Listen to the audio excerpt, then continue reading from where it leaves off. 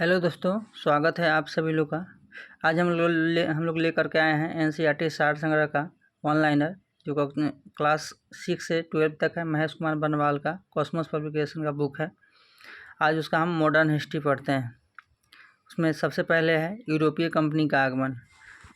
यूरोपीय कंपनी के आगमन में सबसे पहले हम लोग देखते हैं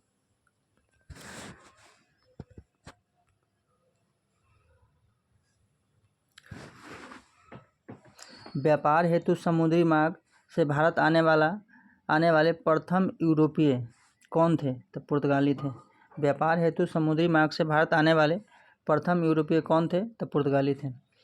यूरोप से भारत आने के लिए समुद्री मार्ग की खोज यूरोप से भारत आने के लिए समुद्री मार्ग की खोज किसके द्वारा की गई थी? तो वास्को डी गामा। भारत कब आया था? 17 मई 1498 को आया था। यूरोप से भारत आने के लिए समुद्री मार्ग की खोज किसके द्वारा की गई थी? वास्को डी गामा के द्वारा। भारत आगमन कब हुआ था उनका? 17 मई 1498 को। कालीकट बंदरगाह के तट पर किसने वास्को डी गामा का स्वागत किया था? तो जेमरिन ने किया था, जो वहाँ का अस्थायी शासक था। पुर्तगालियों ने भारत में सर्वप्रथम अपनी व्यापारिक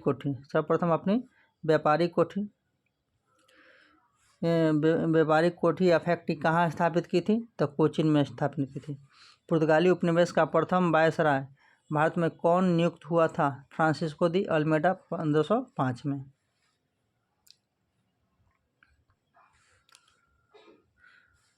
भारत में तंबाकू की कृषि एवं प्रिंटिंग प्रेस को प्रारंभ करने का श्रेय पुर्तगालियों को दिया जाता है।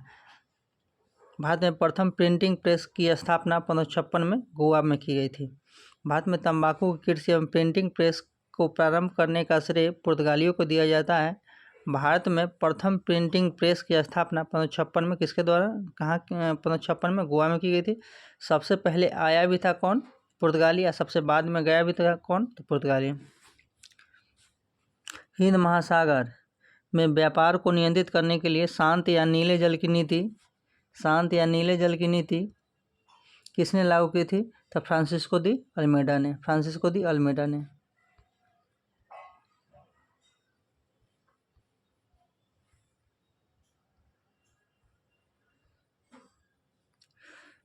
विभिन्न देशों के खोजकर्ता कौन कौन थे? जिससे वास्को डी गामा ने किसका खोज किया था?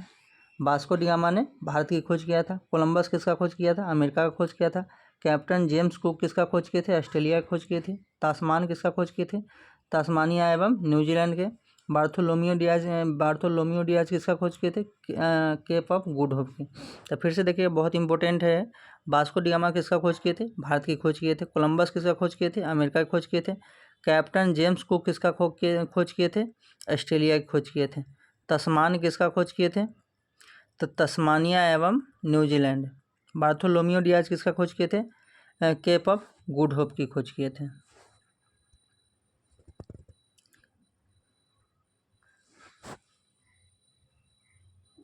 फिर देखिए, भारत में पुर्तगाली शक्ति का वास्तविक संस्थापक किसे माना जाता है? तो अल्बुकर्क को। भारत में पुर्तगाली शक्ति का वास्तविक संस्थापक किसे माना जाता है? तो अल्बुकर्क को। किस वायसराय के काल में गोवा को पुर्तगालियों का औपचारिक मुख्यालय बनाया गया? नीनो डी कुन्हा को।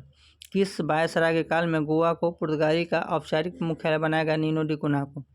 पुर्तगालियों ने हिंद महासागर क्षेत्र में व्यापार पर नियंत्रण स्थापित करने के लिए कार्टेज आर्मेडा काफिला पद्धति प्रारंभ की थी। पुर्तगालियों ने हिंद महासागर क्षेत्र में व्यापार पर नियंत्रण स्थापित करने के लिए कार्टेज आर्मेडा काफिला पद्धति की प्रारंभ की थी। फिर देखिए, पुर्तगालियों के पश्चात भारत में व्यापार करने आए डच कहाँ के निवासी थे? तो यह हॉलैंड के निवासी थे। वर्तमान नाम में उनका क्या है अभी? तो नीदरलैंड नाम है।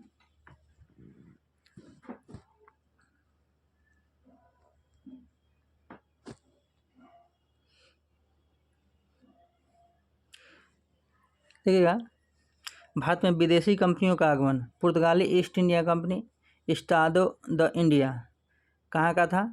पुर्तगाल का था। स्थापना कब हुआ था? 1498 में। प्रथम फैक्ट्री कहाँ स्थापित किए थे? कोचीन में स्थापित किए थे। अंग्रेजी east India Company, the governor of merchant of London east into Indies कहाँ के थे? ब्रिटेन के थे। कब आए थे? स्थापना कब हुआ था? 1600 में। भारत में प्रथम फैक्ट्री कहाँ स्थापित किए थे? सूरत में। United East India Company of Netherlands किस देश के थे? तो हॉलैंड के थे। स्थापना 1602 में। प्रथम फैक्ट्री कहाँ पे? मुस्लिमपट्टनम में। डेनिश ईस्ट इंडिया कंपनी कहाँ के थे? डेनमार्क के थे। स्थापना 1616 में। भारत में प्रथम फैक्ट्री त्रावणकोर। फ्रांसीसी ईस्ट इंडिया कंपनी द इंडेस ओरिएंटलेस कहाँ के थे? फ्रांस के थे। स्थापना 1664 में। प्रथम फैक्ट्री कहाँ पे? सूरत में। यूरोपीय कंपनी के व्यापार में भारत आगमन का क्रम सबसे पहले कौन आए थे? पुर्तगाली, उसके बाद फिर डच, फिर ब्रिटिश, फिर डेनिश, फिर फ्रांसीसी और उसके बाद स्वीडिश। यूरोपीय शक्तियों में भारत में पुर्तगाली कंपनी के सर्वप्रथम 1498 ईस्वी में प्रवेश किया तथा भारत में सबसे अंत में 1961 में यही गए। मतलब सबसे पहले कौन आए थे? तो सबसे पहले पुर्तगाली आए थे और सबसे बाद में भी कौन गए? तो पुर्तगाली ही गए।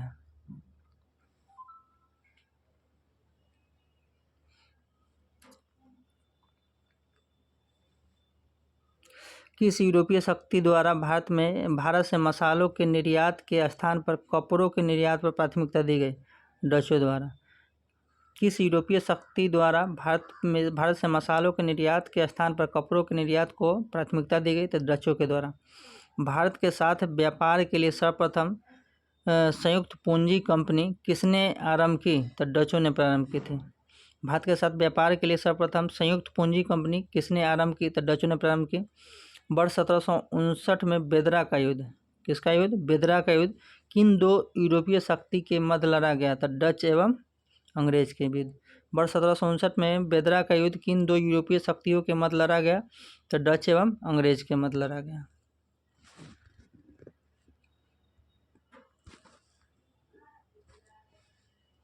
लंदन में ब्रिटिश ईस्ट इंडिया कंपनी के गठन के समय भारत का सम्राट कौन था? तो अकबर था। लंदन में ब्रिटिश ईस्ट इंडिया कंपनी के गठन के समय भारत का सम्राट कौन था?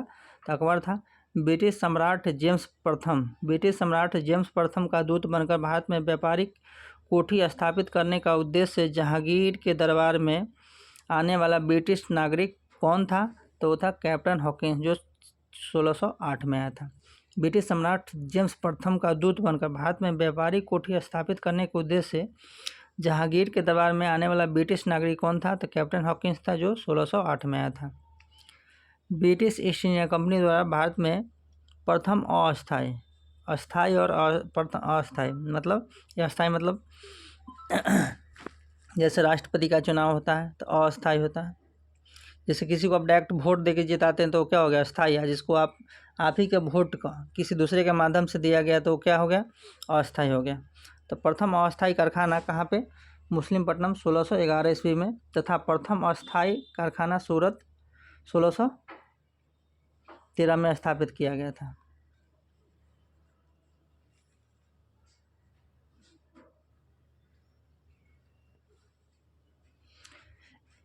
ईस्ट इंडिया कंपनी के किस अंग्रेज गवर्नर को औरंगजेब द्वारा भारत से निष्कासित किया गया था? तो सर जॉन चाइल्ड को। ईस्ट इंडिया कंपनी के किस अंग्रेज गवर्नर को औरंगजेब द्वारा भारत से निष्कासित किया गया था? सर जॉन चाइल्ड को किया गया था। हैमिल्टन द्वारा सफल उपचार किए जाने के कारण किस मुगल बादशाह को ईस्ट इंडिया कंपनी के लिए वर्ष 1717 में महाधिकार पत्र जारी किया गया था? फर्रुखसियार को। हैमिल्टन द्वारा सफल उपचार किए जाने के कारण किस मुगल बादशाह द्वारा ईस्ट इंडिया कंपनी के लिए वर्ष 1717 में महाधिकार पत्र जारी किया गया था? फर्रुखसियार के द्वारा किया गया था। 1661 में इंग्लैंड के राजा चार्ल्स द्वितीय का विवाह पुर्तगाली राजकुमारी कैथरीन के साथ हुआ। इस अवसर पर पुर्तगाली ने चार्ल्स द्वितीय को दहेज के रूप में बम्बई प्रदान किया। 1668 ईस्वी में चार्ल्स द्वितीय ने 10 पाउंड वार्षिक किराया लेकर बम्बई ईस्ट इंडिया कंपनी को दे दिया।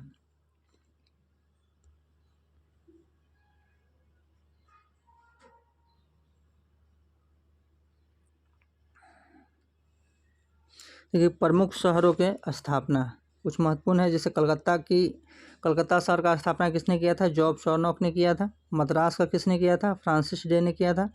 नई दिल्ली का किसने किया था? एडवन लुटियस और हर्बर्ट बेकर ने किया था। बम्बई की स्थापना किसने किया था? गेराल्ड आग्नियार ने। तो फिर से देखिए, कलकत्ता की स्थापना जॉब चार्नोक, कलकत्ता की स्थापना जॉब चार्नोक। मद्रास की स्थापना फ्रांसिस डे, मद्रास की स्थापना फ्रांसिस डे। नई दिल्ली एडवन लुटियन और हर्बर्ट बेकर। बम्बई का गेराल्ड आग्नियार। यूरोपवासियों के लिए सर्वप्रथम सोरा या अफीम प्राप्ति का मुख्य स्रोत कहाँ था? तो बिहार था। वर्ष 1664 में फ्रांसीसी कंपनी की स्थापना किसके प्रयासों से की गई थी? तो कोलबर्ट। वर्ष 1664 में फ्रांसीसी कंपनी की स्थापना किसके प्रयासों से की गई थी? तो कोलबर्ट। फ्रांसीसी कंपनी की स्थापना किसके कार्यकाल में हुई? तो लुई 14वें। फ्रांसीसी कंपनी की स्थापना किसके कार्यकाल में की गई? तो लुई 14वें। फ्रैंक कैरो के द्वारा भारत में प्रथम फ्रांसीसी फैक्ट्री की स्थापना कहाँ की गई थी? सूरत 1668 में। कहाँ की गई थी? सूरत 1668 ईस्वी में की गई थी। फ्रांसीसी गवर्नर डुप्ले ने पहली बार भू क्षेत्र अर्जित करने के उद्देश्य से भारतीय राजाओं के विवादों में भाग लेने की नीति आरंभ की।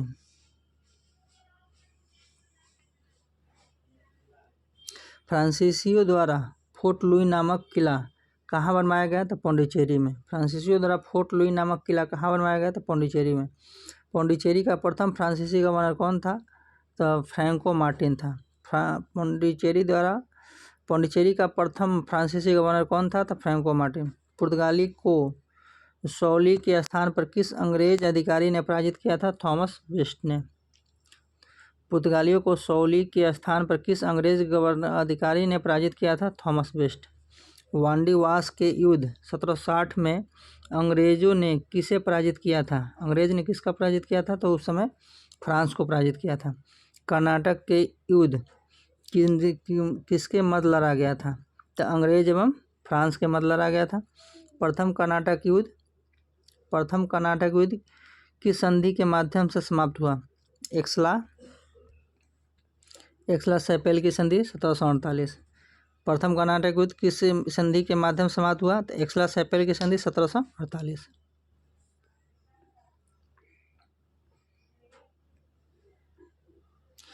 अब देखिए कर्नाटक युद्ध। प्रथम कर्नाटक युद्ध हुआ था 1746 से 48 में। ऑस्ट्रिया के उत्तराधिकारी का युद्ध हुआ था, उसमें संधि हुआ था एक्सला सेपेल की संधि 1747। परिणाम हुआ था उसमें, मतलब परिणाम नहीं हुआ था।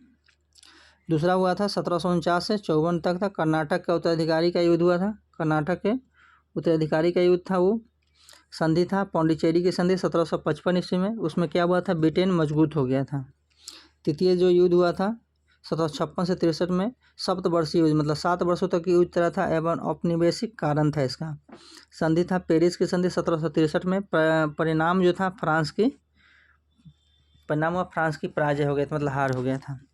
अंग्रेजी गवर्नर का नाम governor and company of merchant of London trading into the East Indies रखा गया था।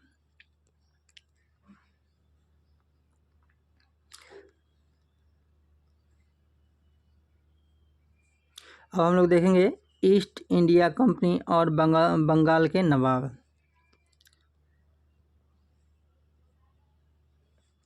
देखिए, मुगल सम्राट द्वारा स्वतंत्र रूप से बंगाल का अंतिम गवर्नर कौन था? मुर्शीद कुली खां था, जो 1717 से 27 तक था। मुगल सम्राट द्वारा स्वतंत्र रूप से नियुक्त बंगाल का अंतिम गवर्नर कौन था? मुर्शीद कुली खां था, जो 1717 से 1727 तक था। मुर्शीद कुली खां ने अपनी राजधानी ढाका से कहाँ स्थानांतरित की थी? तो मुर्शिदाबाद। मुर्शीद कुली खां ने अपनी राजधानी ढाका से कहाँ स्थानांतरित की थी? तो मुर्शिदाबाद। बंगाल के किस गवर्नर ने यूरोपियों की तुलना मधुमक्खियों से की थी? तो अलीवर्दी खां। बंगाल के किस गवर्नर ने यूरोपियों की तुलना मधुमक्खियों से की थी? तो अलीवर्दी खां ने। 20 जून 1756 को प्रसिद्ध ब्लैक होल की घटना बंगाल के किस नवाब के शासनकाल में हुई? तो सिराजुद्दौला के शासनकाल में हुई थी। नेक्स्ट देखते हैं फिर 9 फरवरी 1757 को अलीनगर की संधि किसके मध्य संपन्न हुई? क्लाइव एवं सिराजुद्दौला के बीच। 9 फरवरी 1757 को अलीनगर की संधि किसके मध्य संपन्न हुई? क्लाइव एवं सिराजुद्दौला के संग। भारतवर्ष में ब्रिटिश साम्राज्य के संस्थापक लॉर्ड रॉबर्ट क्लाइव को माना जाता है, जिसने प्लासी के युद्ध 23 जून 1757 में बंगाल के नवाब सिराजुद्दौला को पराजित कर पहली बार भारत में ब्रिटिश प्रभुत्व की नींव रखी थी। भारतवर्ष में ब्रिटिश साम्राज्य के संस्थापक लॉर्ड रॉबर्ट क्लाइव को माना जाता है, जिसने प्लासी के युद्ध 23 जून 1757 के बंगाल के नवाब सिराजुद्दौला को पराजित कर पहली बार भारत में ब्रिटिश प्रभुत्व की नींव रखी।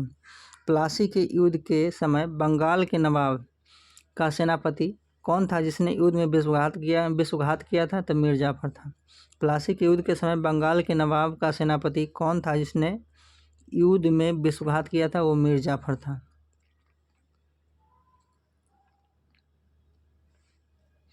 प्लासी के युद्ध के समय मुगल बादशाह कौन था? तो आलमगीर द्वितीय था। प्लासी के युद्ध के समय मुगल बादशाह कौन था? तो आलमगीर द्वितीय था। प्लासी युद्ध के पश्चात बंगाल का नवाब कौन बना? तो मीर जाफर बना। प्लासी युद्ध के पश्चात बंगाल का नवाब कौन बना? तो मीर जाफर बना।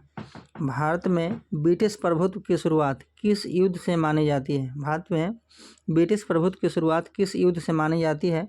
प्लासी के युद्ध से, जो 23 जून 1757 को हुआ था। 23 जून 1757 को हुआ था। अब हम लोग देखते हैं प्रमुख घटना और उनकी तिथियों के बारे में। देखिए, ब्लैक होल की घटना हुई थी, कब हुई थी? तब 20 जून 1756। ब्लैक होल की घटना कब हुई थी? 20 जून 1756। अलीनगर की संधि हुई थी 9 फरवरी 1757। अलीनगर की संधि हुई थी 9 फरवरी 1757। प्लासी का युद्ध हुआ था 23 जून 1757। 23 जून 1757। बक्सर का युद्ध हुआ था 22 अक्टूबर 1764। बक्सर का युद्ध हुआ था 22 अक्टूबर 1764। इलाहाबाद की प्रथम संधि हुई थी 12 अगस्त 1765। इलाहाबाद की प्रथम संधि हुई थी 12 अगस्त 1765।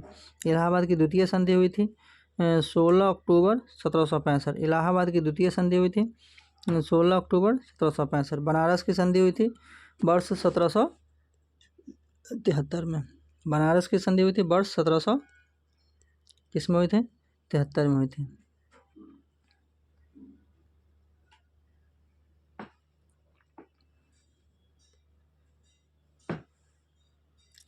फिर देखिए, वर्ष 1760 में अंग्रेजों ने मीर जाफर को हटाकर किसे बंगाल का नवाब बनाया?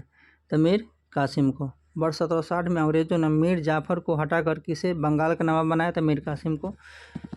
मीर जाफर को फिर से हटा दिया गया था, जो विश्वघात की थी। 22 अक्टूबर 1764 को बक्सर के युद्ध में अंग्रेजों ने मीर कासिम, अवध के नवाब सिराजुद्दौला तथा दिल्ली के मुगल सम्राट शाह आलम द्वितीय की सम्मिलित सेना को पराजित किया था। 22 अक्टूबर 1764 को बक्सर के युद्ध 1764 में अंग्रेजों ने मीर कासिम, अवध के नवाब सिराजुद्दौला तथा दिल्ली के मुगल सम्राट शाह आलम द्वितीय की सम्मिलित सेना को पराजित किया था। बक्सर के युद्ध के समय ब्रिटिश सेना का सेनापति कौन था? तो हेक्टर मुनरो था। बक्सर के युद्ध के समय ब्रिटिश सेना का सेनापति कौन था? तो हेक्टर मुनरो था। बक्सर के युद्ध के समय बंगाल का नवाब कौन था? तो मीर जाफर था। बक्सर के युद्ध के समय बंगाल का नवाब कौन था? तो मीर जाफर था। बक्सर के युद्ध के पश्चात इलाहाबाद की प्रथम संधि मुगल सम्राट शाह आलम द्वितीय, बंगाल के नवाब निजामुद्दौला तथा क्लाइव के मध्य इलाहाबाद की द्वितीय संधि क्लाइव तथा अवध के नवाब सिराजुद्दौला के मध्य संपन्न हुआ। बक्सर के युद्ध के पश्चात इलाहाबाद की प्रथम संधि मुगल सम्राट शाह आलम द्वितीय, बंगाल के नवाब निजामुद्दौला तथा क्लाइव के मध्य इलाहाबाद की द्वितीय संधि क्लाइव तथा अवध के नवाब सिराजुद्दौला के मध्य संपन्न हुआ।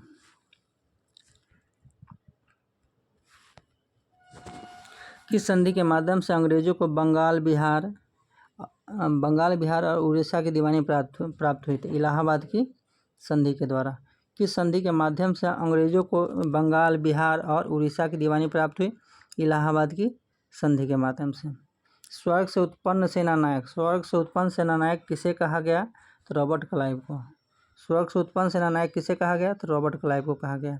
इलाहाबाद की संधि के पश्चात बंगाल में द्वैध शासन की स्थापना किसके द्वारा की गई? रॉबर्ट क्लाइव के द्वारा।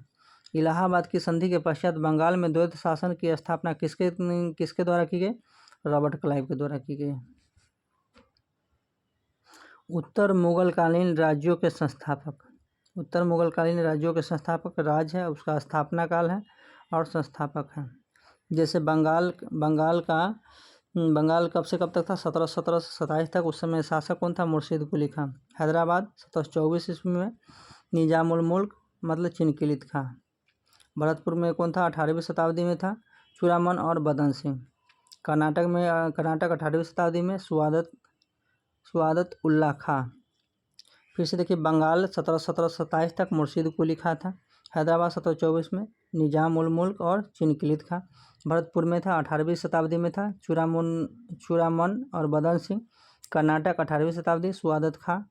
अवध में कौन था? 1722 से 24 तक था। कौन था? सआदत खां बुरहानुल मुल्क। अवध में 1722 से 24 ईस्वी तक सुआदत खां और बुरहानुल मुल्क। 3 और बच रहा। देखिए, जयपुर जयपुर भी 18वीं शताब्दी में थे सवाजी राजा जय सिंह। जयपुर कब था? 18वीं शताब्दी के वक्त सवाई राजा जय सिंह। रूहेल पठान ये भी था 18वीं शताब्दी में। मोहम्मद खां बंगस। मैसूर कब था? ये भी 18वीं शताब्दी में ही था। उस समय शासक कौन था? हैदर अली था।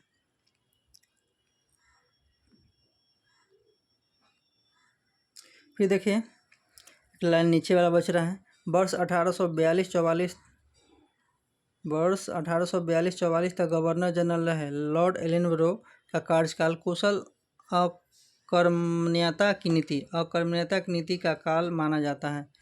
जो लॉर्ड एलिनबरो था, उनका कार्यकाल को क्या माना जाता है?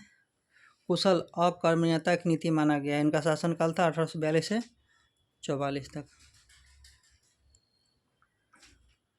अब देखते हैं क्षेत्रीय राज्य पंजाब एवं मैसूर के बारे में पढ़ते हैं। देखिए, सिख साम्राज्य का संस्थापक किसे माना जाता है? महाराजा रणजीत सिंह, जो 1799 में थे। महाराजा रणजीत सिंह को माना जाता है। इनका 1799 में सिख साम्राज्य की स्थापना की थी। महाराजा रणजीत सिंह किस मिसल से संबंधित है? शुकरचकिया। महाराजा रणजीत सिंह किस मिसल से संबंधित थे? शुकरचकिया। महाराजा रणजीत सिंह के राज की राजधानी कहाँ स्थित थी? तो लाहौर। महाराजा रणजीत सिंह की राज की राजधानी कहाँ स्थित थी? तो लाहौर। महाराजा रणजीत सिंह ने सुप्रसिद्ध कोहिनूर हीरा किससे प्राप्त किया था? शाह शुजा से। महाराजा रणजीत सिंह ने सुप्रसिद्ध कोहिनूर हीरा किससे प्राप्त किया था? शाह शुजा से। 25 अप्रैल 1809 को अमृतसर की संधि किसके मध्य संपन्न हुई? महाराजा रणजीत सिंह तथा अंग्रेजों के मध्य। 25 अप्रैल 1809 को अमृतसर की संधि किसके मध्य संपन्न हुई? महाराजा रणजीत सिंह तथा अंग्रेजों के मध्य संपन्न हुई।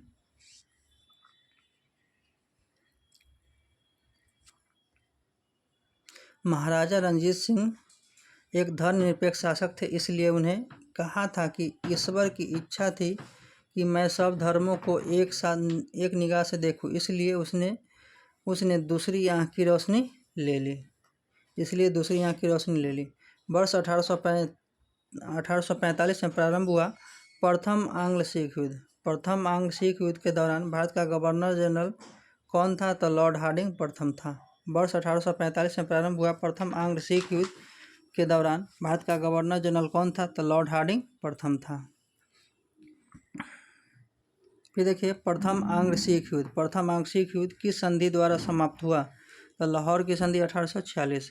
प्रथम आंग्ल सिख युद्ध किस संधि द्वारा समाप्त हुआ? तो लाहौर की संधि 1846 में। महाराजा रणजीत सिंह का उत्तराधिकारी कौन था? तो खड़ग सिंह। महाराजा रणजीत सिंह का उत्तराधिकारी कौन था? तो खड़ग सिंह।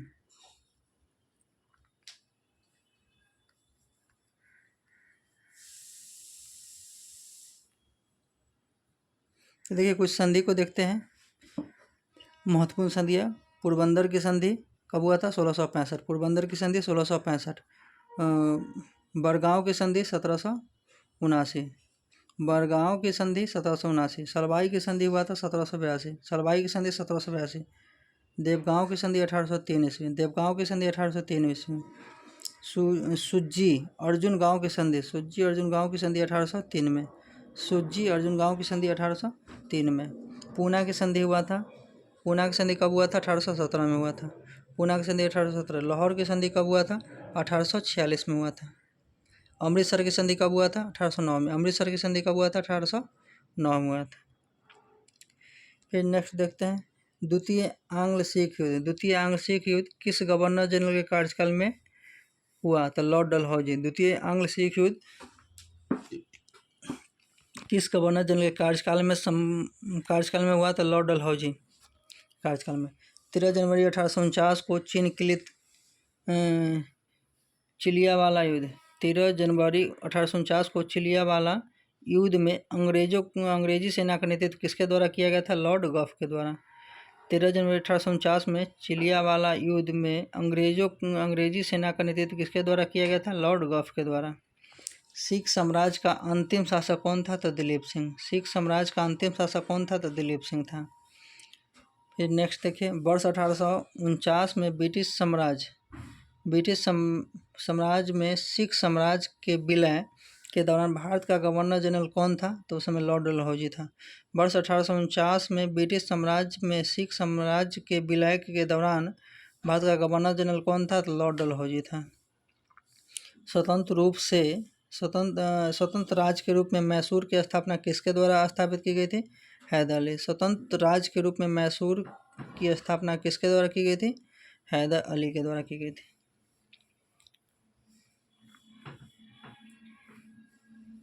ये बेहद इम्पोर्टेंट है, देखिएगा ध्यान से। यह है आंग्ल मैसूर युद्ध। प्रथम आंग्ल मैसूर युद्ध कब से कब तक था? 1767 से 69 तक। अब उस समय मैसूर का शासक कौन था? हैदर अली था। बंगाल का गवर्नर कौन था? लॉर्ड वेरेलेस था।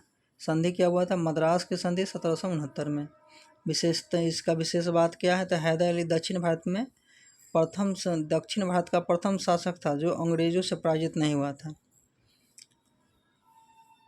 फिर से देखिएगा प्रथम आंग्ल मैसूर 1767 से 69 तक। मैसूर का शासक कौन था? तो हैदर अली था। गवर्नर कौन था बंगाल का? तो लॉर्ड वेरेलेस था। संधि क्या हुआ था? मद्रास की संधि 1769 में। विशेष बात क्या था? हैदर अली दक्षिण भारत का प्रथम शासक था जो अंग्रेजों से पराजित नहीं हुआ था। द्वितीय आंग्ल मैसूर युद्ध 1780 से 84 तक। उस समय मैसूर का शासक कौन था? हैदर अली था। गवर्नर जनरल कौन था? वारेन हेस्टिंग था। संधि क्या हुआ था? मंगलौर की संधि 1784 ईस्वी में। हैदर अली की क्या हो गया? मृत्यु के बाद टीपू सुल्तान के नेतृत्व में क्या हुआ? युद्ध हुआ। तृतीय आंग्ल मैसूर 1790 से 92। उस समय मैसूर का शासक कौन बना? टीपू सुल्तान था। गवर्नर जनरल भारत का गवर्नर कौन था? तो लॉर्ड कॉर्नवालिस। संधि क्या हुआ था? श्रीरंगपट्टनम की संधि 1792 में। टीपू सुल्तान की स्थिति क्या हो गई थी? कमजोर हो गई थी। चतुर्थ आंग्ल मैसूर 1799 ईस्वी में। उस समय शासक कौन था? टीपू सुल्तान ही था। बंगाल का गवर्नर कौन था? Lord Wellesley. संधि क्या हुआ था?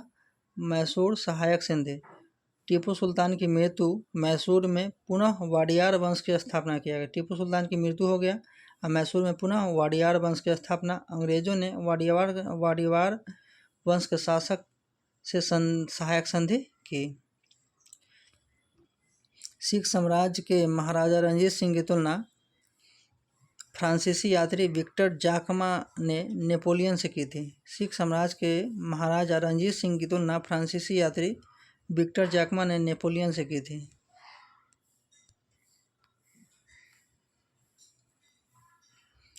फिर देखते हैं ब्रिटिश राजनीतिक एवं प्रशासनिक नीतियाँ। अंग्रेजों का भारत पर वास्तविक राजनीतिक नियंत्रण। अंग्रेजों का भारत पर वास्तविक राजनीतिक नियंत्रण कब प्रारंभ हुआ? तो इलाहाबाद की संधि से वर्ष 1765। इलाहाबाद की दो संधि हुआ था, एक 12 अगस्त 1765 और दूसरा हुआ था 16 अगस्त 1765 को। बंगाल में द्वैध शासन किसके द्वारा लागू किया गया था? लॉर्ड क्लाइव के द्वारा। बंगाल में द्वैध शासन किसके द्वारा लागू किया गया था? लॉर्ड क्लाइव के द्वारा। वर्ष 1772 में किस गवर्नर ने द्वैध शासन को समाप्त कर दिया गया था? किस गवर्नर ने समाप्त कर दिया था? वारेन हेस्टिंग ने समाप्त कर दिया था। भारत में न्यायिक सेवा का जन्मदाता किसे माना जाता है? वारेन हेस्टिंग को। भारत में न्यायिक सेवा का जन्मदाता किसे माना जाता है? वारेन हेस्टिंग को माना जाता है। वारेन हेस्टिंग के कार्यकाल में रेगुलेटिंग एक्ट 1773 के अंतर्गत वर्ष 1764 में कलकत्ता में सुप्रीम कोर्ट की स्थापना की गई। वारेन हेस्टिंग के कार्यकाल में रेगुलेटिंग एक्ट 1773 के अंतर्गत वर्ष 1764 में कलकत्ता में सुप्रीम कोर्ट की स्थापना की गई। इसके मुख्य न्यायाधीश कौन थे? सर एलिजा एम्पे थे। वारेन हेस्टिंग के कार्यकाल में रेगुलेटिंग एक्ट 1773 के अंतर्गत वर्ष 1774 में कलकत्ता में सुप्रीम कोर्ट की स्थापना की गई। इसके प्रथम मुख्य न्यायाधीश सर एलिजा एम्पे थे। भारत में पुलिस सेवा एवं सिविल सेवा का जन्मदाता किसे माना जाता है? तो लॉर्ड कॉर्नवालिस को। भारत में पुलिस सेवा एवं सिविल सेवा का जन्मदाता किसे माना जाता है? तो लॉर्ड कॉर्नवालिस को। वर्ष 1863 में प्रथम भारतीय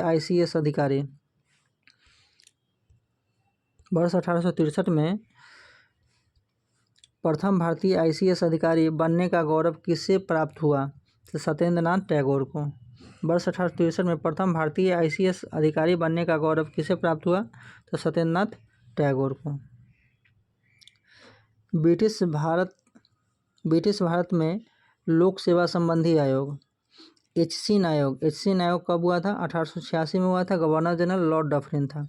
HC आयोग वर्ष 1886 में गवर्नर कौन था? लॉर्ड डफरिन था। इस्लिंगटन आयोग वर्ष 1912 में गवर्नर जनरल कौन था? लॉर्ड हार्डिंग द्वितीय था। ली आयोग कब हुआ था? 1923 में हुआ था। इस समय गवर्नर जनरल कौन था? लॉर्ड रीडिंग था। भारत सरकार अधिनियम 1935 के अंतर्गत संघीय लोक सेवा आयोग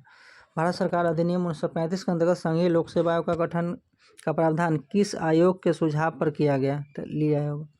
भारत सरकार अधिनियम 1935 के अंतर्गत संघीय लोक सेवा आयोग का गठन का प्रावधान किस आयोग के सुझाव पर किया गया? तो ली आयोग के सुझाव पर किया गया था। भूमि सुधार के उद्देश्य से भारत में अस्थायी बंदोबस्त प्रणाली किसके द्वारा लागू की गई थी? तो लॉर्ड कॉर्नवालिस के द्वारा। किसके द्वारा? तो लॉर्ड कॉर्नवालिस के द्वारा।